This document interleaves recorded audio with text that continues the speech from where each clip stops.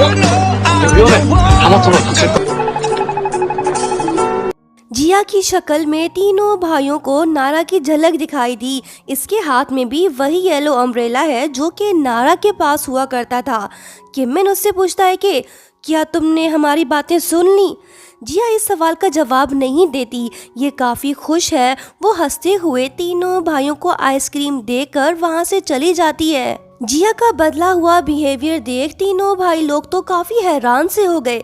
रात काफी हो गई है और तीनों भाई अब तक घर वापस नहीं लौटे, जिस वजह से उनकी मॉम को बहुत चिंता होने लगती है। नारा के मरने के बाद मॉम को अपने बच्चों की ज्यादा फिक्र होने लगती है। पापा कहते हैं कि फिक्र मत करो, वो लोग आ जाएंगे। वहीं दूसरी तरफ तीनों भाई काफी टाइम बाद साथ बैठे हैं। इन्हें अपनी बहन की याद आ रही है। किमिन कहता है कि नारा कैसे हमें बिना अलविदा कहे चली गई। आरिम कहता है कि क्या उसने हमारे लिए कुछ भी नहीं छोड़ा।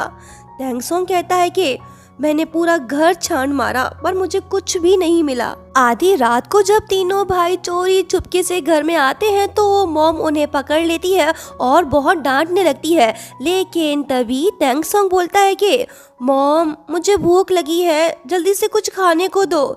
इसे बात करता देख माँ बाप तो खुशी के मारे रोने लग गए। आखिरकार इनका बेटा बोलने लग गया। इससे बड़ी खुशी इनके लिए और क्या होगी। अगले दिन जब जिया स्कूल जाने के लिए अपने घर का दरवाजा खोलती है तो तीनों भाई नीचे गिर पड़ते हैं। दरअसल ये तीनों सुनने की कोशिश कर रहे थे कि जिया कहीं फिर से कुछ गलत करने का तो नहीं सोच रही। जिया इनसे बिल्कुल भी नाराज नहीं होती, वो बस वहां से चली आती है। उसके बाद होता ये है कि तीनों भाई जिया को फॉलो करने लगते हैं।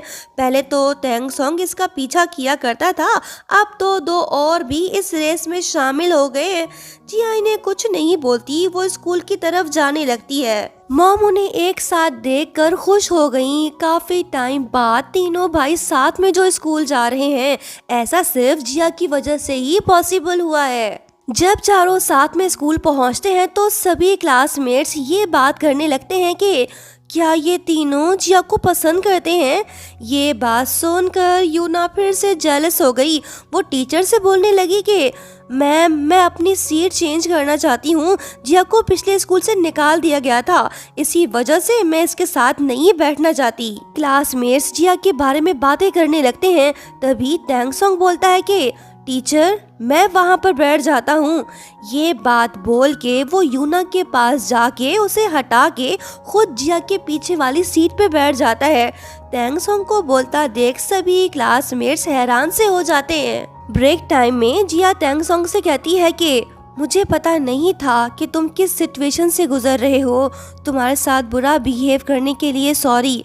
इसकी ये बात सुन के टेंगसोंग तो मुस्कुरा देता है। तभी जिया नोटिस करती है कि टेंगसोंग के हेडफोन में तो कोई गाना ही नहीं बज रहा। जब वो इस बारे में उससे पूछती है तो वो जवाब देता है कि ये मैंने इसलिए लगाए हैं ताकि कोई मुझसे बात ना कर सके। इसकी ये बात सुन के जिया तो हंस पड़ती है क्योंकि वो खुद भी यही टेक्निक यूज़ करती है। मतलब कि दोनों की आदतें एक जैसी हैं। अब तो तीनों भाई हर रोज जिया को फॉलो करते हुए स्कूल जाते हैं और साथ में ही घर वापस लौटते हैं। जहां जिया जाती है तीनों भाई उसके पीछे जाते हैं और उसकी मदद करने लगते हैं ताकि जिया अकेली ना रहे। ये तीनों इसे प्रोटेक्ट कर रहे हैं। पहले तो जिया इरिटेट होती थी लेकिन धीरे धीरे वो इनके साथ रहने लगती है। अब इसे इनसे कोई प्रॉब्लम नहीं। एट दी एंड ये चारों फ्रेंड्स बन जाते हैं और साथ में ही स्कूल आते जाते हैं। किमिन ठीक से रनिंग नहीं कर पा रहा। कोच उसे कहता है कि कुछ दिनों बाद तुम्हारा कंपटीशन है लेकिन तुम्हारा ध्यान कहाँ है। किमिन जाके जिया से बोलता है कि प्लीज तुम यहाँ मत बैठा करो, तुम मुझे नर्वस कर देती हो। इसकी ये बात सुन जिया हैरान रह जाती है। आखिर उसने ऐसा क्यों कहा, ये तो हमें आगे ही पता चल पाएगा। वहीं क्लास में मौजूद यूना जिसने आरम से नोट्स लिए थे उसमें से कुछ पेजेस फटे हुए हैं। मौके पे चौका मारते हुए जेलस गर्ल यूना जिया पर इल्जाम लगाती है कि उसने ही पेजेस फाड़े हैं। आरम कहता है कि वो ऐसा नहीं कर सकती, तुम उस पर इल्जाम क्यों लगा रही हो। यूना कहती है कि तुम लोग जानते भी हो कि जिया कैसी लड़की है। इसकी वजह से इसकी एक दोस्त मर गई थी, तभी तो इसे पुराने स्कूल से निकाल दिया गया था। ये सुनकर सभी क्लासमेट्स शॉक्ड हो जाते हैं और वो बातें सुनाने लगते हैं। जिया बेचारी दुखी हो के क्लास से बाहर चली जाती है। टैंग सॉन्ग उसे रोकता है और पूछने लगता है कि तुम ठीक तो हो ना? तुम्हारे साथ क्या हुआ था? क्या उसी वजह से तुम अपनी जान लेने की कोशिश कर रही थी? बताओ सच क्या है? जिया बोलती है कि तुम ये सब क्यों पूछ रहे हो? टैंग सॉन्ग कहता है कि क्योंकि अगर मैंने तुम्हारी बात नहीं सुनी तो मैं रिग्रेट फील करता रहूंगा, बाद में पछताऊंगा। जब तक तुम मुझे नहीं बताओगी मैं तुमसे पूछता रहूंगा कि तुम ठीक हो या नहीं। मैं हमेशा तुम्हारी बातें सुनूंगा और तुम्हारे साथ रहूंगा। दोबारा कुछ गलत करने का सोचना भी मत। जिया बिना कुछ कहे वहाँ से चली जाती है। उसके बाद जब जिया स्कूल से घर वापस जा रही होती है तो तभी उसके पुराने क्लासमेट्स उसे देख लेते हैं। ये तो इसे ढूंढ रहे थे। देखते हैं ये लोग जिया के साथ क्या करने वाले हैं। रात को जब जिया अपने घर पे होती है तो तभी कोई दरवाजे पे दस्तक देता है। लो जी, इसके पुराने क्लासमेट्स आ टपके। ये वही हैं जो पिछले स्कूल में जिया को बुली किया करते थे। लगता है कि ये फिर से इसे बुली करने आए हैं।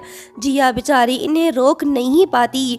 ये लोग घर के अंदर घुस जाते हैं और जिया को मारने लगते हैं। वहीं बाजू वाले घर में मौजूद तीनों भाई लेटे पड़े हैं। तभी इन्हें जिया के चीखने की आवाज सुनाई देती है। फिर क्या ये तीनों बिना टाइम वेस्ट किए उसी तरह भागते हैं। वहीं दूसरी तरफ जिया के घर को इन बदमाशों ने तहस नहस कर दिया, सारी चीजें फेंक दी। तभी तीनों भाई दरवाजा जोर जोर से खड़काने लगते हैं और पूछते हैं कि जिया तुम ठीक तो हो ना? जल्दी से दरवाजा खोलो। इसी बीच पुलिस के सायरन की आवाज सुनाई देती है। जिया चिल्लाने लगती है लेकिन बुली गर्ल उसका मुंह बंद कर देती है। मामला तो गंभीर हो गया। बुली बॉयज दरवाजा नहीं खोल रहे। क्या ये तीनों भाई जिया को प्रोटेक्ट कर पाएंगे?